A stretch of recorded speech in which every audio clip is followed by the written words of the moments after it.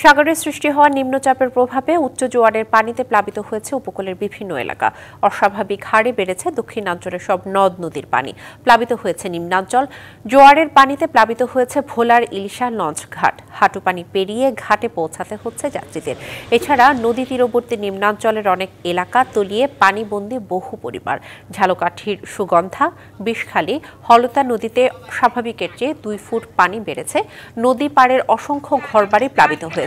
সকাল থেকে বৃষ্টি আর জোয়ারের পানিতে প্লাবিত সাতক্ষীরা সহ নিম্নাঞ্চলের অনেক এলাকা।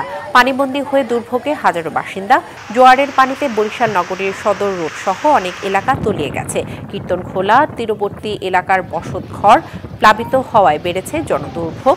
নিম্নচাপের প্রভাবে মেঘনা নদী উত্তাল থাকায় নোয়াখালীর দ্বীপ উপজেলা হাতিয়ার সঙ্গে সব নৌযান বন্ধ ঘোষণা করা হয়েছে। পানিবন্দী উপজেলার শতাধিক পরিবার।